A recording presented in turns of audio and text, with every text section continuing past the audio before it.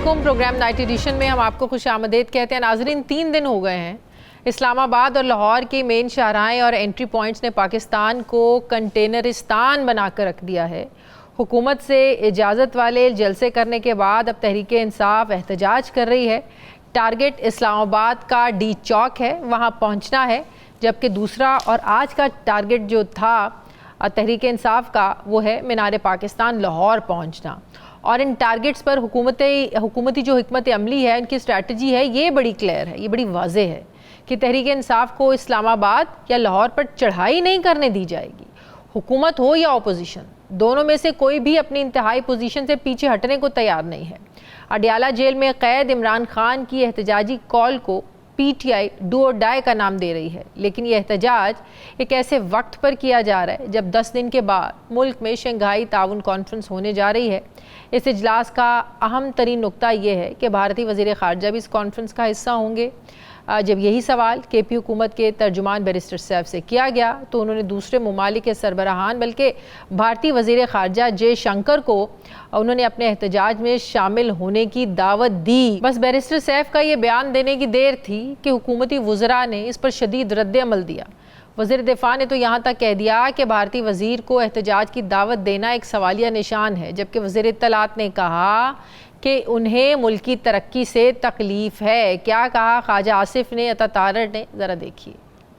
और भी तो बहुत से लोग आ रहे हैं, उज़्बेकिस्तान से आ रहे हैं, रूस से आ रहे हैं, ताजिकिस्तान से आ रहे हैं, चाइना से आ रहे हैं। तो सिर्फ हिंदुस्तान के वजीर खारजा को क्यों बुलाया गया? क्यों? ये सवाल जो है PTI वालों से पूछना चाहिए। ये PTI के पाकिस्तानी होने के जो क्रीडेंशियल्स जो हैं, उनके ऊपर एक बहुत बड़ा सवालिया निशान बन गया। बिल्कुल क्लियर आपको बता दूं, किसी को इजाजत नहीं दी जाएगी कि वह SCO को सैबोटाज करे। ये हो ही नहीं सकता कि इनको तकलीफ बहुत है कि पाकिस्तान तरक्की क्यों कर रहा है, इकॉनमी बेहतर क्यों हो रही है। इस एहतजाज को सूबा खैबर पख्तूनख्वा के वज़ीर आला अली अमीन गंडापुर खुद लीड करते हुए नज़र आ रहे हैं, जिनमें पर न सिर्फ हुकूमती मशीनरी के इस्तेमाल का इल्ज़ाम है बल्कि वज़ीर दाखिला मोहसिन नकवी का मानना है कि सारी जिम्मेदारी अली अमीन गंडापुर पर आयद होती है। क्या कह रहे हैं मोहसिन नकवी साहब, ज़रा देखिए। किसी सूरत SCO कॉन्फ्रेंस को सबोटाज नहीं करने देंगे हम। हमें अब काफ़ी हद तक आइडिया है कि वो एग्जैक्टली क्या मोटिव्स है और किस तरह ये सारा कुछ करना चाह रहे हैं। ये सारी चीज़ की जिम्मेदारी डेफिनेटली जहाँ से ये इंस्ट्रक्शंस पहले आई उनकी लीडरशिप से, और उसके बाद प्रैक्टिकली इसको अगर कोई इम्प्लीमेंट कर रहा है तो वो CM KP के हैं जिसकी जिम्मेदारी है। उन्होंने पुलिस के ऊपर फायर भी किया। हमारा तकरीबन वहाँ पे 80 से 85 के करीब पुलिस वाले हैं जो ज़ख्मी हैं, जिनको हम या फौरी तिबी इमदाद दे रहे हैं या उनको हॉस्पिटल मूव कर रहे हैं। हुकूमत तो मुजाहिरीन से निमटने के लिए इन एक्शन है, जबकि आर्टिकल 245 245 के तहत इस्लामाबाद का जो मुकम्मल कंट्रोल है ये पाक फ़ौज ने संभाल लिया है। मुतज़ाद ख़बरें तो यहाँ तक आ रही हैं कि वज़ीर आला KPK को KP हाउस से हिरासत में ले लिया गया है, जिसकी तस्दीक KP हुकूमत ने कुछ यूँ की है कि उनका वज़ीर आला से कोई राब्ता नहीं हो रहा है। दूसरी तरफ सरकारी ज़राए इनकी किसी किस्म की गिरफ्तारी को मानने को तैयार नहीं है, अब वो तरदीद कर रही है हुकूमत। तो यहाँ सवाल पैदा होता है कि अली अमीन गंडापुर ऐन एहतजाज को लीड करते हुए लोगों को छोड़कर, अरकान को, PTI के वर्कर्स को छोड़कर ख़ुद कहाँ चले गए? कारकुन डी चौक की तरफ बढ़ रहे हैं, लेकिन तहरीक इंसाफ की लीडरशिप कहीं नज़र नहीं आ रही है, और जो नज़र आ रही थी वो अचानक कहाँ गायब हो गई? KP के गवर्नर फैसल करीम कुंडी और वज़ीर आज़म शहबाज शरीफ के दरमियान हंगामी जो मीटिंग हुई उसको गवर्नर आज लगाने से भी जोड़ा जा रहा है। सवाल यह है कि पहले से पुरतशद्दुद कारकुन गवर्नर आज जैसा जो फ़ैसला है इस पर फिर ज़ाहिर उनका एक और अलग रिएक्शन भी है। मैं बात करूँगी, मुझे लाहौर स्टूडियो से ज्वाइन कर रहे हैं पाकिस्तान तहरीक इंसाफ के रहनुमा opposition leader Punjab assembly Malik Ahmad Khan Bachar साहब। अस्सलाम वालेकुम, बहुत बहुत शुक्रिया। इन्हें आज पकड़ा गया और ये बचते बचाते प्रोग्राम का इन्होंने हमारे साथ कमिट किया हुआ था, फिर हमें पता चला कि इनको पकड़ लिया गया है। हम भी परेशान थे कि आप पहुंचेंगे नहीं पहुंचेंगे, कि क्या सारा वाक़या हुआ, कहाँ से आपको पकड़ा, फिर आप मोटरसाइकिल पे बैठे, किसने आपको छुड़ाया और आप यहाँ तक पहुँचे स्टूडियोज़ तक? मैं इसमें आपको ये अर्ज़ करूँ कि जिस तरह इस गवर्नमेंट का ये फाशिस्ट अंदाज़ है और पंजाब पुलिस को इन्होंने छुट्टी दी हुई है, तो बेसिकली हम जाई मोटरसाइकिल्स पे रहे थे। एक खालिद नामी DSP ने मेरी रेकी उन्होंने की है बाकायदा। अच्छा। हाँ जी। तो अब देखें, या तो हम कोई ऐसा एक्ट कर रहे होते, हम जा रहे हैं, हम रेकी करके उसने मुझे पकड़ा, लेकिन कुछ देर बाद ही वर्कर्स और मेरे कुछ साथी एक आध MPs वो पहुंचे और उन्होंने बकायदा किस जगह से पकड़ा आपको? उन्होंने मुझे पकड़ा जी, ये जहाँ पे आप कंटेनर लगे हुए हैं ना जी, इस जगह पे दो मोरिया पुल वाली साइड पे, वहाँ से उन्होंने मुझे पकड़ा। मैं तकरीबन उधर स्टेशन पे पहुंच जाता मीनार पाकिस्तान जी, हम स्टेशन से सीधा उधर जा रहे थे जी।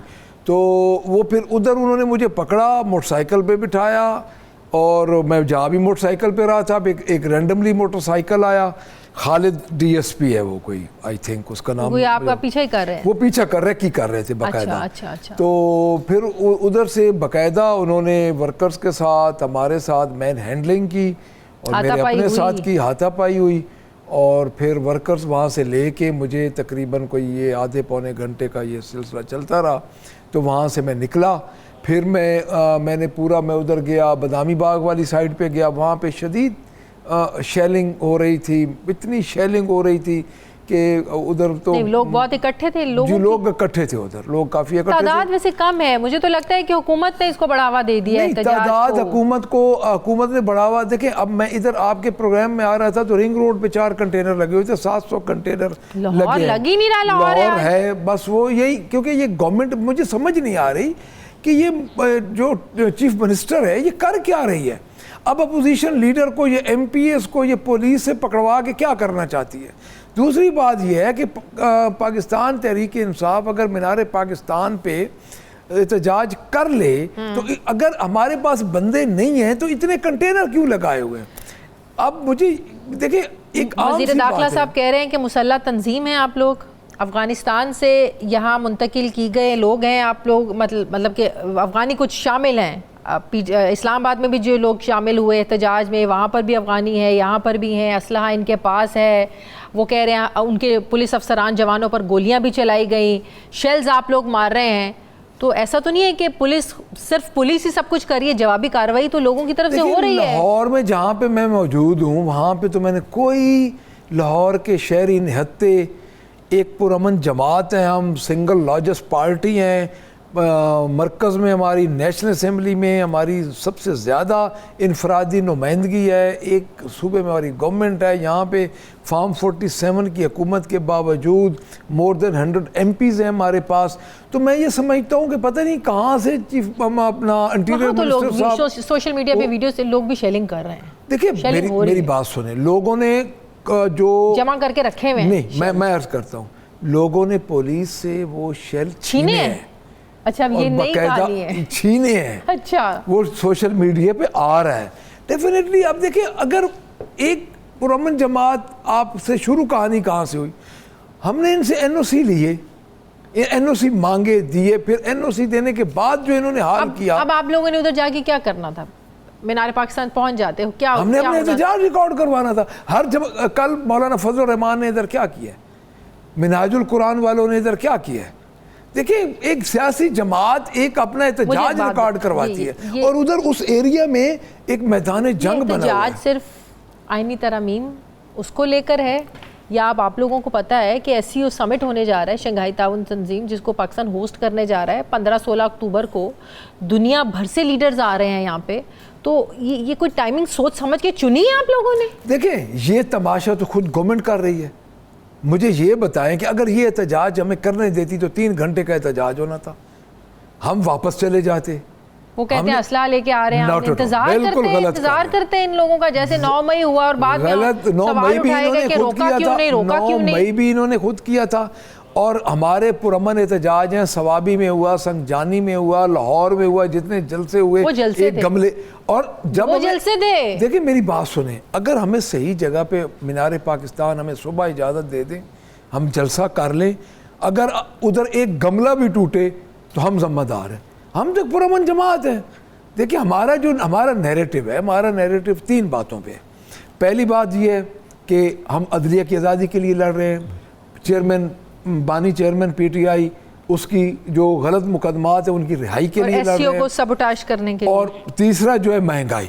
मेरी बात सुन, तो जो ये कॉन्फ्रेंस होने जा रही है, ये तो खुद सबोटाज कर रहे हैं जी, ये तो खुद सबोटाज कर रहे हैं। उसकी वजह ये है कि हमारे एक पुरअमन एहतजाज को बढ़ावा दे के इस वक्त पूरा पाकिस्तान कंटेनरिस्तान बना हुआ है। इंटरनेट नहीं चल रहा है, मोबाइल नेट नहीं इन्होंने चल रहा बंद है। कर दिए हैं, इन्होंने बच्चों के स्कूल बंद कर दिए। मेरे शहर मेन लीडरशिप की नज़र क्यों नहीं आ रही? अब देखें ना, गंडापुर साहब कहाँ हैं? वो आते हैं, पिछले हफ्ते भी आए, अब बुरहान इंटरचेंज तक पहुंचे, कहा कैंसिल किया, वापस चले गए, कारकुन नाराज़ हुए, भाई हम डंडे खाने के लिए आप वापस चले जाते हैं। अब लोगों को छोड़ के, कारकुनान को छोड़ के खुद केपी हाउस जाके बैठे हुए। मैं आज सारा दिन रहा हूँ इधर एहतजाज वाले साइड पे रहा हूँ, फिर मुझे पकड़ा गया, फिर वो एक अलहदा सारा एक हुआ। बात यह है कि मुझे अभी नहीं पता, मुझे इतना पता चला था कि गंडापुर साहब को, जो कि इंतहाई काबिल मज़म्मत बात है कि केपी के हाउस से इलेक्टेड चीफ मिनिस्टर को हिरासत में रखा गया है या गिरफ्तार किया गया है या उनको डिटेन किया गया। हुकूमत इसकी तरदीद कर रही है। अच्छा, नहीं, आप मुझे एक बात बताएं, हाँ। वो एहतजाज छोड़ के वहाँ गए क्यों? अब मेरा राब्ता नहीं हुआ, थे, भूख लग गई थी, रेस्ट करना था। अभी मेरा राब्ता नहीं हुआ, मेरा उधर इस्लामाबाद रह चुके, मैं सीधा उधर से बदामी बाग वाली साइड से, इधर जो ये जहाँ पे शेलिंग वेलिंग हो रही है, ये स्टेशन वाली साइड से बाकी लीडरशिप भी नजर नहीं आ रही। देखिए लीडरशिप का तो साहब, शिबली फराज साहब, उमर अयूब, कहाँ हैं सब लोग? सारे देखिए, वो तो अपने लेके आ रहे थे, उमर अयूब साहब अपने कॉन्वाय लेके आ रहे थे, सारे उधर मौजूद हैं, सारे इंटैक्ट हैं, कोई ऐसी बात नहीं है। हम इधर लाहौर में मौजूद हैं, हमारा राब्ता है। तो कब करना है एहतजाज? खत्म कब करना है आपने? तो लोगों को ये जो अजियत मिल रही है, इसे जान छुड़ाएं लोगों की। ये अजियत हम नहीं दे रहे, तो आप लोगों की वजह से कंटेनर रखे हुए हैं। ये अजियत गवर्नमेंट दे रही है। गवर्नमेंट कंटेनर हटा दे, हमारा पुरअमन एहतजाज है। अभी एहतजाज अगर हमें पुरअमन तौर से ये करने देते तो अभी तो ये हमारा उधर मीनार पाकिस्तान में एहतजाज खत्म हो चुका होता। कब तक ये सब चलना है? अभी मैं कुछ नहीं कह सकता, जब हमारी कोई सीनियर लीडरशिप, सेंट्रल लीडरशिप से कोई हमें आएगा, नजर ही नहीं आ रही कहीं, तो वो उधर गंडापुर साहब से किसी का कोई राब्ता ही नहीं हो रहा। गंडापुर साहब से भी हमारा राब्ता है, मैं भी जाके राब्ता भी करूंगा, क्योंकि मैं जहाँ पे था वहाँ पे भी नेट नहीं था। पहले तो पुलिस ने पकड़ लिया, फिर मैं आपके पास आ गया हूँ, उधर से मैं देख रहा हूँ कि उधर जो कुछ हो रहा है। कोई खतरा तो नहीं है ना वापस जाने? नहीं, मुझे पकड़ लें जी। अब देखिए, अब जिस तरह आप कह रहे हैं कि वो नहीं मान रहे, इसी तरह ये कल ये भी मानेंगे कि आज अपोजिशन लीडर पंजाब के साथ इनके एक डीएसपी ने मैन हैंडलिंग की है। देखिए, हम जा रहे हैं, हमने कोई ऐसा एक्ट नहीं किया, हमारे ऊपर कोई मुकदमा नहीं है, मेरे ऊपर, मैं किसी मुकदमे में इनको मतलूब नहीं हूँ।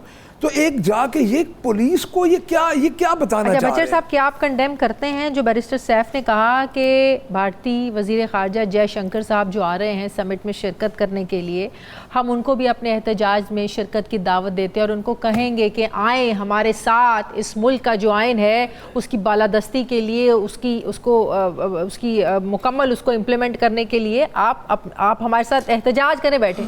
देखिए, मैं जब तक इंडियंस को आप बताएंगे, बुलाएंगे कि आए वो हमारी हेल्प करें आके कि आपने हमारे मुल्क में आइन की इम्प्लीमेंटेशन कैसे करवानी है। उसमें उनके कंटेंट्स का पता चलता है कि उसकी रूह क्या है।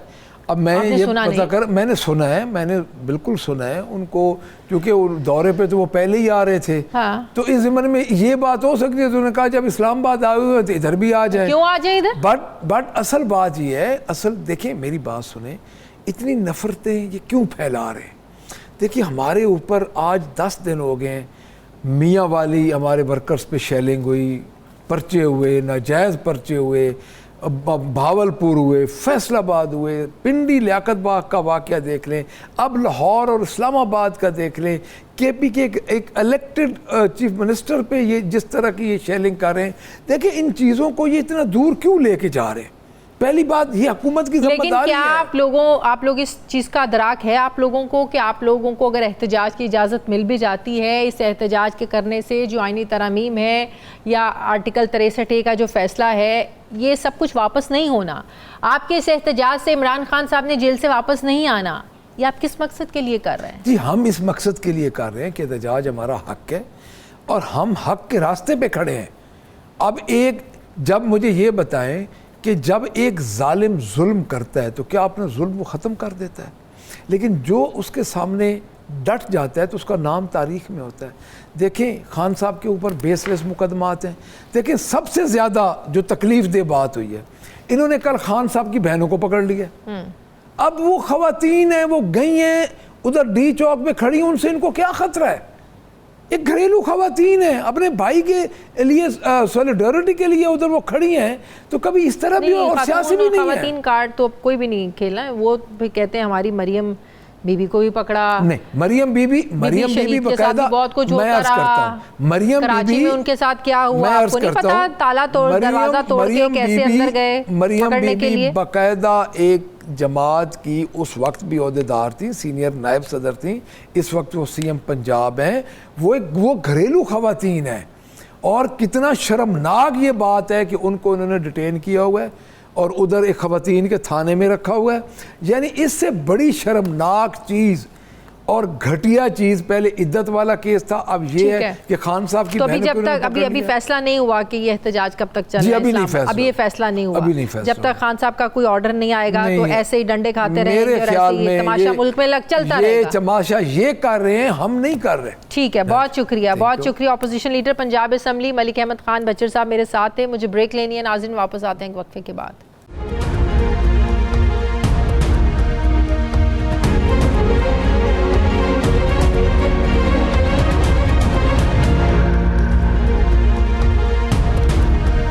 ब्रेक के बाद एक बार फिर से आपको खुशामदीद कहते हैं। नाज़रीन, इस वक्त मुल्क का सबसे बड़ा अलमिया ये है कि हुब्बुल वतनी के नाम पर मुल्क तकसीम है, कौम तकसीम है और सल्तनत तकसीम है। जी हाँ, तकसीम है रियासती इदारों के अफसरान में, तकसीम है मुल्क के सबसे बड़े मुनसिफों में। मुल्क का दस्तूर एक है, कानून एक है, लेकिन फ़ैसले तकसीम हैं। तकसीम है बार एसोसिएशंस में और तकसीम है अदालतों में। तकसीम है हुक्मरानों के सोचने के अंदाज में। जी हाँ, तकसीम है मुल्की मफाद में, इंसाफ में तकसीम है। हमारी यकजहती तकसीम है, कहीं मफाहमत तो कहीं मज़ाहमत तकसीम है। जमहूर बल्कि पूरी जमहूरियत ही तकसीम है। रियासत के सुतून अपनी अपनी धुन में तकसीम है। सूबे तकसीम है, हत्ता के उन्हें जोड़ने वाला विफाक मकबूलियत और कबूलियत में तकसीम है। गैर जानिबदारी को लेकर जहाँ सियासत तकसीम है, वहाँ रियासत भी तकसीम है। वतन अजीज़ में गद्दारी और बगावत की तशरीह तकसीम है। इलेक्शन कमीशन एक है, मगर इसके जारी करदा फॉर्म 45 और फॉर्म 47 के नताइज तकसीम हैं। यहाँ ताकत का इस्तेमाल अंधा है, लेकिन जुल्म सहने वाले तकसीम हैं। इक़्तिदार एक है, लेकिन इस पर बारियाँ तकसीम है। जेलें वही हैं, लेकिन इन जेलों में आनियाँ जानियाँ तकसीम हैं। हर तरफ अवामी खिदमत के दावे तो हैं, लेकिन खादिम तकसीम है। इस तकसीम को इत्तफाक में बदलने के लिए क्या करना होगा? हुकूमत, क्या ये बात दुरुस्त नहीं है कि तहरीक इंसाफ जो एहतजाज करने निकली, हुकूमत ने इस्लामाबाद को, पूरे इस्लामाबाद को बंद करके और लाहौर को बंद करके और पिंडी और जो आसपास के अजला हैं उनको बंद करके जो इक़दामात हुकूमत ने किए हैं, क्या हुकूमत ख़ुद इनके एहतजाज को और इनके जो प्रोटेस्ट हैं उसको हवा नहीं दे रही है? ख़ुद हुकूमत इनको मकबूलियत की तरफ नहीं लेकर जा रही है? इसी पर मैं बात करूँगी। अली गौहर बलोच साहब मुस्लिम लीग नून के रहनुमा मुझे ज्वाइन कर रहे हैं। अस्सलाम वालेकुम, बहुत बहुत शुक्रिया अली गौहर साहब आपका। अब अली गौहर साहब, आप लोग कह रहे हैं कि एससीओ समिट होने वाला है, ये वक्त दुरुस्त नहीं है। बिल्कुल नहीं होना चाहिए, लेकिन अगर देखा जाए तो अभी उसमें वक्त है। एक दिन का उन्होंने एहतजाज करना था, 2 दिन का एहतजाज करना था, लेकिन जिस तरीके से इस्लामाबाद को जैम पैक कर दिया गया, आज लाहौर में जो हाल है, जगह जगह बंद है, लोगों ने आज अपने कारोबार नहीं खोले, कोई बाहर निकल नहीं सकता। आप हुकूमत क्यों इस वक्त तहरीक इंसाफ से ज़्यादा हुकूमत एग्रेसिव लग रही है? बिस्मिल्लाहिर्रहमानिर्रहीम। मेरा ख्याल है कि इनका जो ट्रैक रिकॉर्ड है वो किसी से ढका छुपा हुआ नहीं है। ये हमारी बदकिस्मती है कि एक जत्थे और जो गिरोह हैं उन्होंने एक सियासी पार्टी का लिबादा ओढ़ा हुआ है और उसकी आड़ में कभी ये 9 मई के वाक़यात करते हैं, हत्ता के 9 मई के वाक़यात पर भी तज्जुब जो है वो अपनी जगह पर, कि जिसमें शोधा के मुजस्समे तोड़े गए, जिसमें मोटरवेद को आग लगाई गई, जिसमें जितनी भी तनसीबात थी मियाँ वाली सरगोदा की, उनके ऊपर हमला आवर हुए ये लोग। हत्ता के MM आलम के जहाज़ को ना सिर्फ आग लगा दी, बल्कि वो रेडियो स्टेशन KPK का पेशावर का, जहाँ से पाकिस्तान के बनने का ऐलान हुआ था, उसको भी आग लगाई इन दहशतगर्दों ने। दूसरी बात यह है कि आपका सवाल बिल्कुल इंतहाई मुनासिब है कि आप क्यों बंद करते हैं और क्यों रोकते हैं। देखिए, इससे पहले आपको याद होगा धरने भी हुए थे, जब PTV के ऊपर हमला हुआ था, जब सुप्रीम कोर्ट के इर्द-गिर्द कब्रें खोदी गई थी, जब अंपायर की उंगली की बातें की जाती थी, जब तकरीरों में ये भी कहा जाता था कि गवर्नमेंट ये वसाइल इस्तेमाल कर रही है, क्या ये इनके बाप का पैसा है, तो मैं आज आपकी वसातत से पूछता हूं कि जिस तरह से KPK के वसाइल को बेदर्दी के साथ इस्तेमाल किया जा रहा है, जिस तरह से वहां की पुलिस 1122 की गाड़ियां, सारे सरकारी गाड़ियां, उनके फ्यूल, तो ये क्या किसी की, ये भी बाप का पैसा है। लेकिन मसला ये है कि यहाँ पर ऑपोजिशन में रहते हुए सोच और होती है, हुकूमत में रहते हुए सोच और होती है। 2022 में मार्च में जब अदम एतमाद लेकर आनी थी, उस वक्त ऑपोजिशन ने, उस वक्त शहबाज शरीफ साहब और उस वक्त OIC का इजलास होना था, उस वक्त शहबाज शरीफ साहब और बिलावल साहब क्या कहा करते थे, ज़रा प्ले कीजिए और सुनाइए वो क्या कहा करते थे। अगर स्पीकर नेशनल असेंबली मंडे तक दुआ करके फातिहा पढ़ के अदम एतमाद का मोशन पेश नहीं करता तो फिर मेरा तजवीज़ मेरा पार्टी को, अपोजिशन जमातों को ये होगा कि हम उस हॉल से नहीं उठेंगे और हम देखते हैं कि आपका OIC कॉन्फ्रेंस कैसे होता है।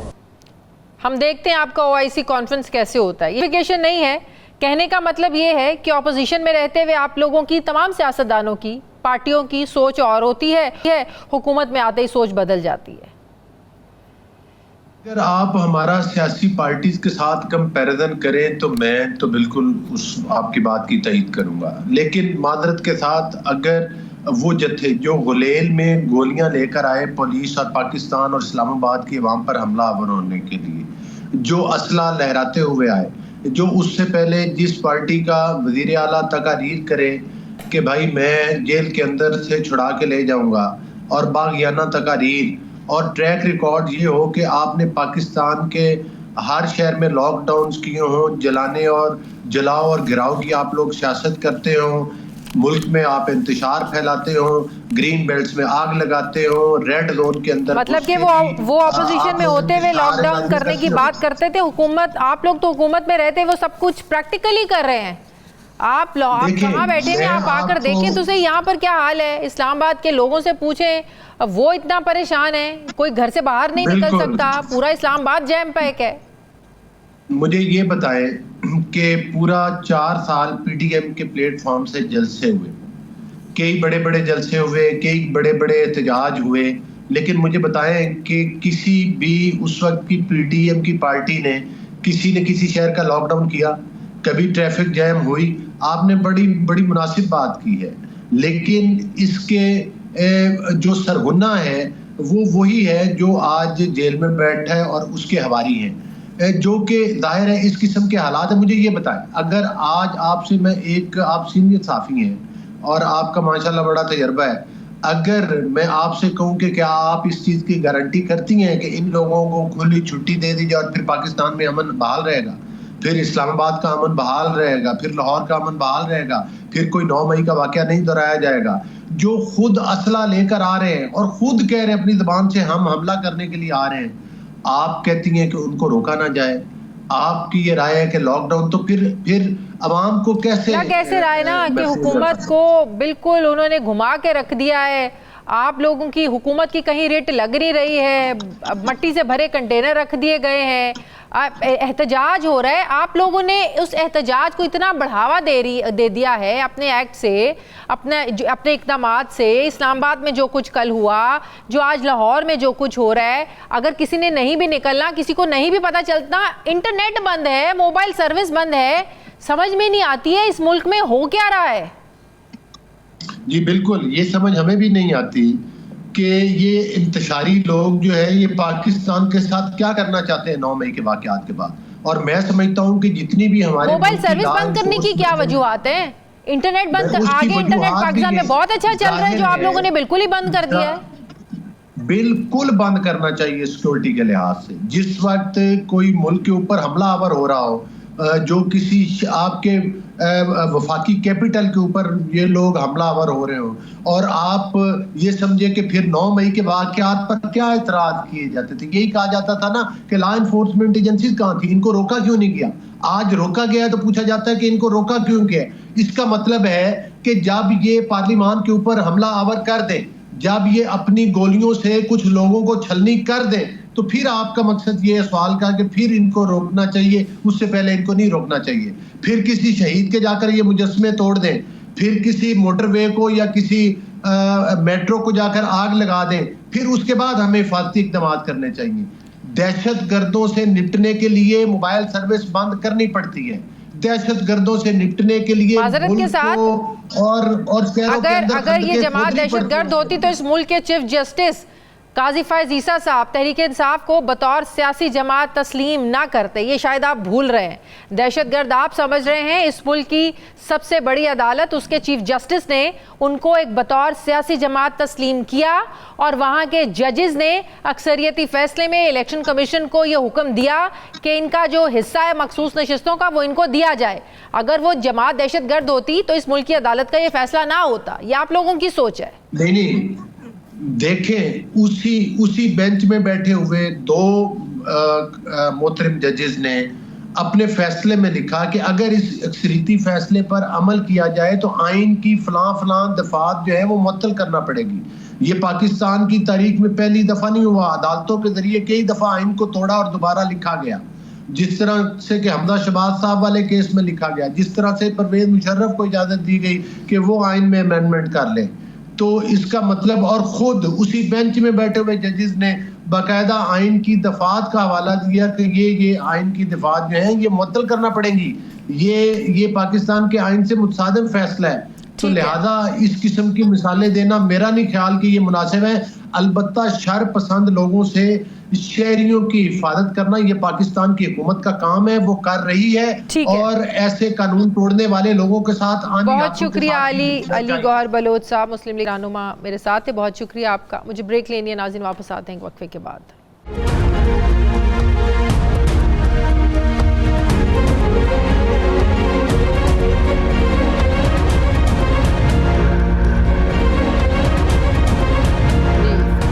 ब्रेक के बाद एक बार फिर से आपको खुशामदीद कहते हैं नाजरीन। पाकिस्तान इस वक्त बदतरीन पॉलिटिकल पोलराइजेशन का शिकार है। सियासी जमातों से लेकर इदारों तक और इदारों से लेकर जजेस और वकला तक सभी सियासी तकसीम में हमें बटे हुए लग रहे हैं। ये पोलराइजेशन ही है कि हतमी मुसविदा सामने आने से पहले ही आइनी तरमीम मुतनाज़े हो चुकी हैं। ये पोलराइजेशन ही है कि आर्टिकल 63A पर अदालती फ़ैसले को पॉलिटिकल इंजीनियरिंग से जोड़ा जा रहा है। ये आर्टिकल 63A के फ़ैसले के मकासद क्या हैं, क्या कुछ होने जा रहा है, इस पर सीनियर कानूनदान सलमान अकरम राजा साहब क्या कहते हैं, पहले सुनिए। फैसला आया है 63A के हवाले से और 2-3 दिन की एक हेयरिंग करना, जिसके हवाले से सुप्रीम कोर्ट के मुअज़्ज़ज़ जज साहिबान के जबरदस्त और गहरे तहफ़्फ़ुज़ात थे कि बेंच किस तरह बना। उन तमाम तहफ़्फ़ुज़ात को पसे पुश्त डालते हुए 3 दिन में एक फैसला दे दिया गया। और उस वक्त ये फैसला दिया गया जब ताले आज़मा चाहते थे कि राह हमवार हो, एक ऐसी अदालत जो ताबेदार होगी ये कायम की जा रही। और इस अदालत को तमाम वो इख्तियारात दिए जा रहे हैं आईनी जो इस वक्त सुप्रीम कोर्ट ऑफ पाकिस्तान को हासिल। यहाँ तक लिख दिया गया कि अगर पुलिस भी कोई अमल करती है तो हाई कोर्ट उसमें दखल अंदाजी नहीं कर सकेंगे। अगर कोई मिलिट्री कोर्ट किसी की गिरफ्तारी का हुक्म देती है तो हाई कोर्ट उस मामले को नहीं देख सकेंगे। इस नई अदालत में रिटायरमेंट की उम्र 68 साल रखी जा रही है। बिल्कुल नजर आता है कि मंसूबा क्या है, किसको ये चीफ जस्टिस लगाना चाहते हैं। तो ये है वो आईनी तरमीम, ये है वो पैकेज जिसके लिए आज राह हमवार हुई है। नाजरीन, ये पोलराइजेशन नहीं तो क्या है कि इस फैसले से ज़्यादा बेंच की तश्कील और फैसले की टाइमिंग जो है उस पर बड़े सवालात उठ रहे हैं। ये पोलराइजेशन ही है कि एक ही बिल्डिंग में बैठने वाले जजेस एक दूसरे से इख्तलाफात ख़तों और अपनी तहरीरी फ़ैसलों में कर रहे हैं। ये पोलराइजेशन ही है कि एक बार फिर अदल के ईवानों में तेरा जज मेरा जज ये गूंज सुनाई देने लगी है। ये पोलराइजेशन ही है कि अब फैसलों को कोई मान रहा है ना ही फैसला देने वालों को। ये पोलराइजेशन ही है कि वकला बिरादरी कहीं आइनी तरमीम की हिमायत तो कहीं मुखालफत करती हुई लग रही है। ये पोलराइजेशन ही है कि बार और बेंच का रिश्ता आज कमज़ोर तरीन होता हुआ नज़र आ रहा है। ये पोलराइजेशन ही है कि जज वकील की और वकील अपने जजेस की इज्जत को भूल रहे हैं। आइनी तरमीम और आर्टिकल 63A के हालिया फैसले पर वकला बिरादरी या कानून के मुहाफ़िज़ तकसीम क्यों है? इस पॉलिटिकल पोलराइजेशन के दौर में क्या 2007 जैसी वकला तहरीक दोबारा मुमकिन है? क्योंकि इस सारी सूरत हाल में वकला तो तकसीम है, ये एक हकीकत है। इसी पर मैं बात करूँगी। सदर लाहौर बार एसोसिएशन मुनीर हुसैन भट्टी साहब मुझे ज्वाइन करें। अस्सलाम वालेकुम, बहुत बहुत शुक्रिया। ये आइनी तरमीम ने एक भूचाल नहीं मचा दिया पूरे मुल्क में? एहतजाज इस्लामाबाद में देखें, लॉकडाउन चल रहा है, लाहौर में लोगों की ज़िंदगी मुश्किल हुई हुई है, जेरन हुई हुई है। ये सिर्फ आइनी तरमीम ही आपको वजह लग रही है या पीछे कुछ और भी रीज़न्स हैं? बिस्मिल्लाहिर्रहमानिर्रहीम।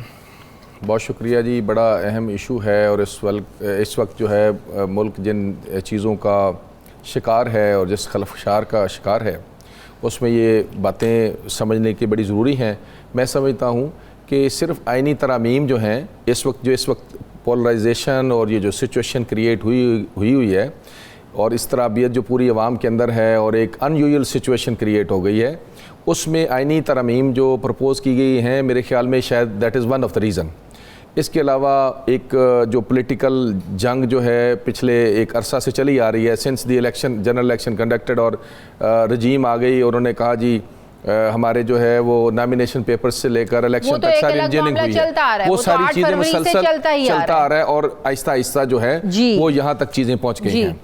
तो जो अभी एक सिचुएशन क्रिएट कर दी गई है उसमें जो अभी आपने कहा, मुझे इस बात से आपसे इत्तेफाक है कि आप देखिए कि सुप्रीम कोर्ट के अंदर जो है एक डेफिनेट किस्म की बाइफरकेशन है जजेस के दरमियान। 13 जज और मेरा जज, ये कभी हमने तारीख में नहीं देखा था और ऐसा भी नहीं देखा था कि बेंचेस बने और पता चल जाए कि फैसला क्या है। ये बड़ी इंपॉर्टेंट बात है। जैसे ही बेंच बनता है तो आप 24 करोड़ में से किसी से भी पूछ लें कि फैसला क्या होगा, वो आपको बता देंगे कि फैसला क्या होगा। ऐसा कभी this is very unfortunate for the whole nation and for this country. जी मैं ये समझता हूँ कि अभी वक्त है कि सारी कौम के बड़े जो हैं उनको एक पेज पे बैठना चाहिए, एक पेज पे खड़े होना चाहिए इस मुल्क की सलामती के लिए, इसके मुस्तकबिल के लिए और इस मुल्क की 24 करोड़ अवाम और अपनी आने वाली नस्लों के मुस्तकबिल की बचत के लिए एक पेज पे बैठना चाहिए और बैठ के ये मसले का हल निकालना चाहिए। इस मुल्क की पार्टी है,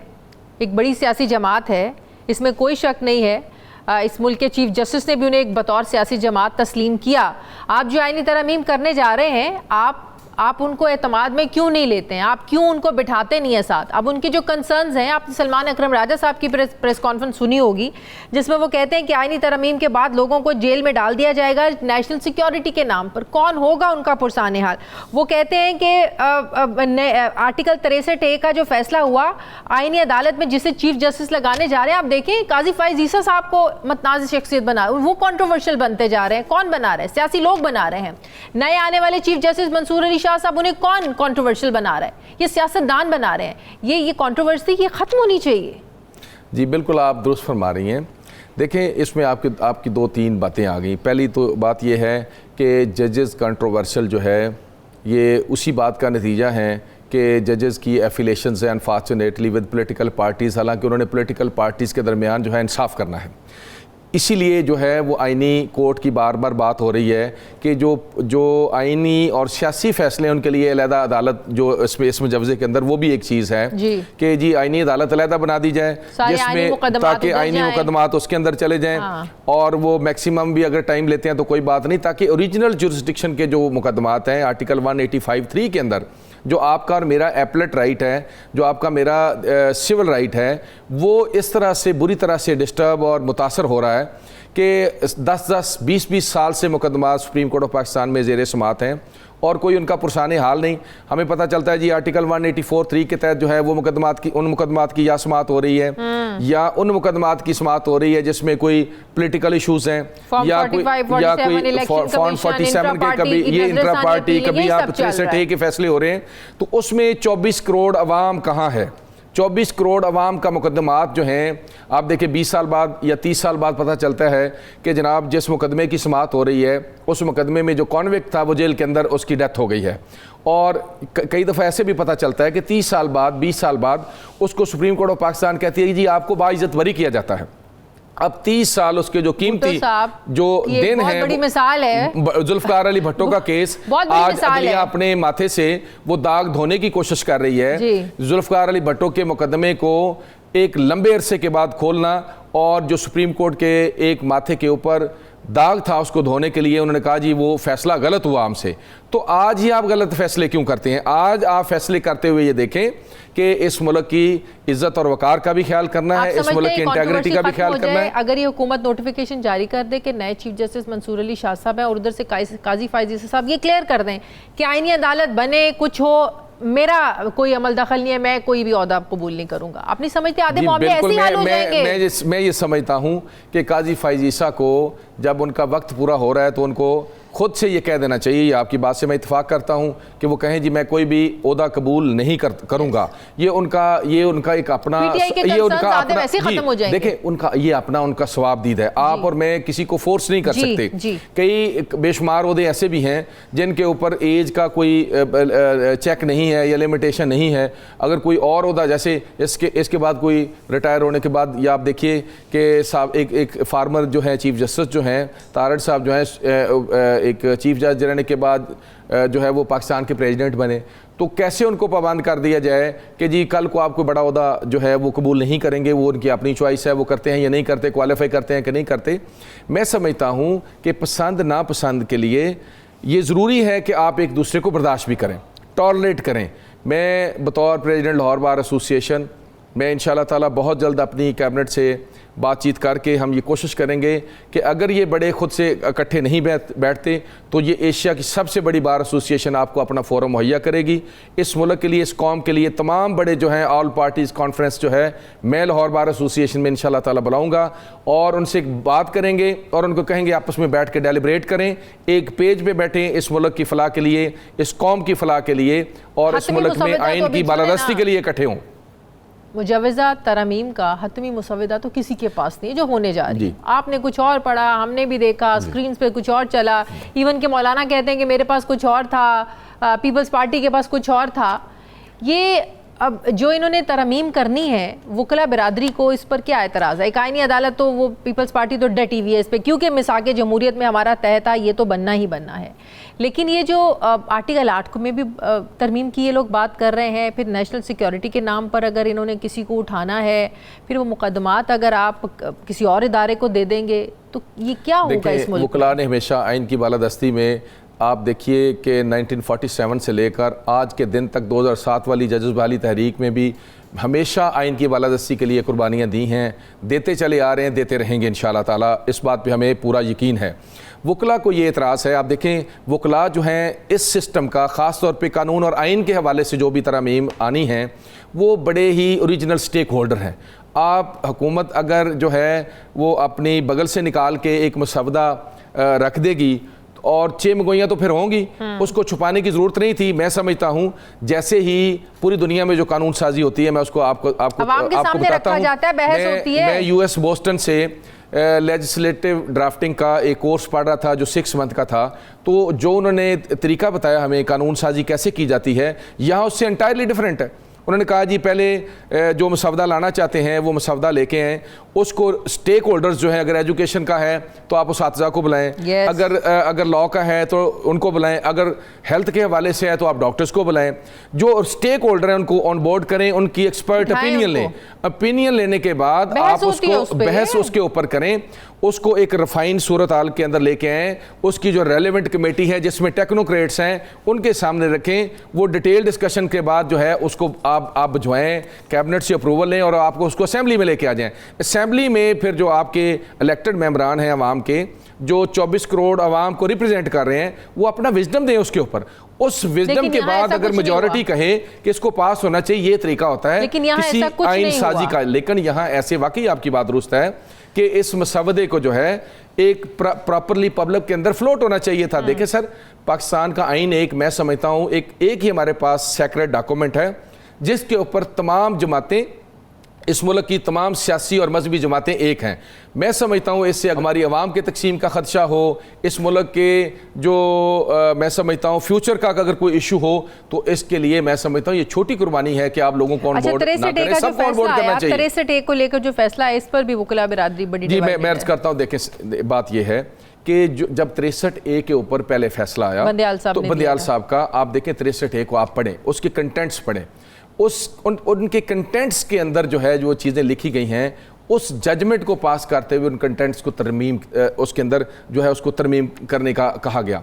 अब आइन को रीराइट जो है करना सुप्रीम कोर्ट का इख्तियार नहीं है। बेशक मैं समझता हूँ इससे एक बड़ी खराबी आएगी कि लोग फ्लोर क्रॉसिंग करेंगे, हॉर्स ट्रेडिंग होगी वगैरह वगैरह, लेकिन ये इसको भी आप जो सुप्रीम कोर्ट ऑफ पाकिस्तान की जजमेंट के बजाय इसमें भी तरमीम आप अगर लेके आना चाहते हैं जो मुनासिब है, तो आप इसको पार्लियामेंट के अंदर लेके आएं। तो पार्लियामेंट करेगी ना, तरमीम होगी ना इसमें, व्हाटएवर इट इज। अब बात यह है कि जो पहले उसी वक्त वकला ने पिटीशन फाइल कर दी थी, उसी वक्त जो पाकिस्तान बार काउंसिल की तरफ से पिटीशन चली गई थी कि ये जजमेंट जो है जिसके नतीजे में आप 63A ला रहे हैं, ये आइन को रीराइट करने वाली बात है। जब बंदियाल साहब जी, तब से, और तब से वो पिटीशन पेंडिंग थी, नई पिटीशन नहीं थी।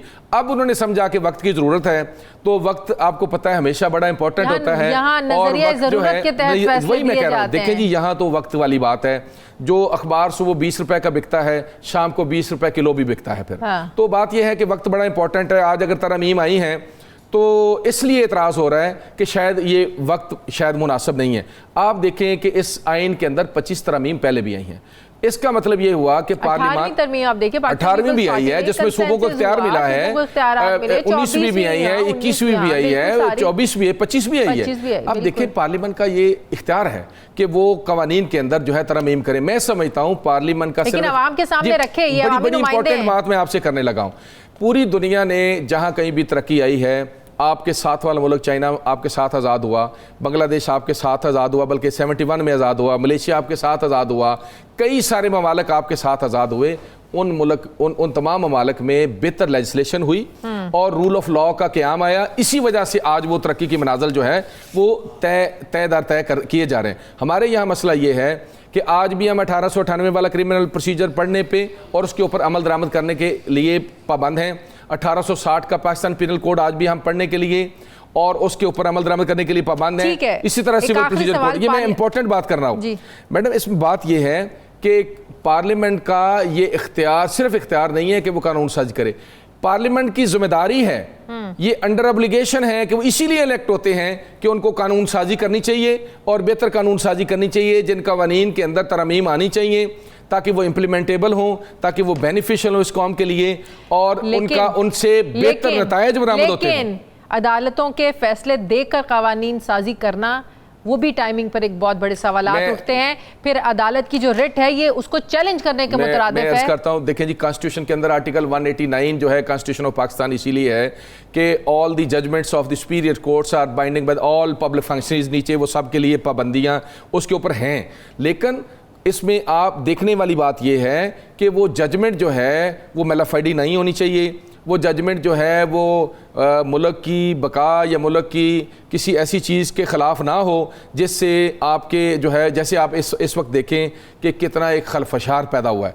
ऐसे हालात में इवन 63A की भी जजमेंट अगर आ रही थी तो चाहिए था कि एक बैलेंस बेंच बनता और तमाम, लेकिन वो प्रैक्टिस एंड प्रोसीजर बिल जो सदारती ऑर्डिनेंस लाया उसमें चाहिए था तमाम पॉलिटिकल पार्टीज को सुना जाता, तमाम पॉलिटिकल पार्टीज के नुमाइंदों को भी सुना जाता और एक बैलेंस फैसला आता। बेशक यही फैसला आता, लेकिन सबको समाज का एक प्रॉपर सबकी नुमाइंदगी होती और सबको इस बात के ऊपर लाया जाता कि आइन को रीराइट नहीं किया जा सकता। लाहौर बार एसोसिएशन आज जो अंदर सारी शेलिंग हुई है, सारा दिन हम मनाजिर देखते रहे हैं। जब पुलिस शेलिंग कर रही थी, प्रोटेस्टर्स अंदर आ गए, एहतजाज करने वाले अंदर शेलिंग हुई, तो आप लोगों का क्या रिएक्शन है इस पे? जी देखें, इसके ऊपर जो है आज हमने अपनी कैबिनेट की मीटिंग बुलाई है और उसमें हमने तय किया है कि इसके ऊपर हम भरपूर एहतजाज करते हैं और मजम्मत करते हैं ऐसे तमाम लोगों की और तमाम ताकतों की जिन्होंने शेलिंग के लिए उनको कहा या ऑर्डर किया। और ख़ास तौर पे हमने मंडे वाले दिन, जी यकीनी बात है, पंजाब पुलिस ने किया और हम मंडे वाले दिन इसके ऊपर स्ट्राइक हमने कॉल दी है और मंडे वाले दिन लाहौर के तमाम कोर्ट प्रेमिसेस के अंदर हमने पुलिस का दाखिला बंद किया है और किसी को हम रिमांड तक भी नहीं लेने देंगे। अगर अदारों का इज्जत वकार और तकरीम नहीं रहेगी तो यकीनी बात है फिर हम प्रोटेस्ट जो है हमारा हक है। जैसा कि आपने देखा कि मॉडल टाउन कोर्ट्स जो 10 कोर्ट्स का मुतनाज़ा नोटिफिकेशन है, हम बार बार हुकूमत से और जुडिशरी के बड़ों से कह रहे हैं कि आप वो 10 अदालतों की वजह से 450 और 470 अदालतों का काम डिस्टर्ब ना करें, उसके ऊपर भी हमारी बात नहीं सुन रहे, तो यकीनी बात है इसके ऊपर एहतजाज तो होगा। क्या आज पुलिस पुरअमन लोगों पर कर रही थी? देखिए जी, लोग प्रोटेस्ट कर रहे थे, लेकिन जब वकला जो हैं वो सिविल कोर्ट ईवान अंदर दाखिल हुए तो उसके अंदर दाखिल होकर जो शेलिंग की गई, हमारा जहां हमारी कैबिनेट बैठती है कमेटी रूम के सामने, इस कमेटी रूम के ऊपर शेलिंग हुई और वहां शेलिंग हुई ये मैं, और जहां जजेस की गाड़ियां खड़ी थी वहां शेलिंग हुई। मैं समझता हूं इस बात का नोटिस चीफ जस्टिस पाकिस्तान को लेना चाहिए, chief justice Lahore high court को लेना चाहिए और सेशन जज लाहौर को इसका नोटिस लेना चाहिए कि उन लोगों के खिलाफ कार्रवाई होनी चाहिए जिन्होंने जो है एक अदारे का तकद्दुस पमाल किया है। बहुत शुक्रिया मुनीर हुसैन भट्टी साहब, सदर लाहौर बार एसोसिएशन मेरे साथ। प्रोग्राम का वक्त खत्म हो गया। फीडबैक दें, अपना ख्याल रखें, मुझे इजाज़त दें, अल्लाह हाफ़िज़।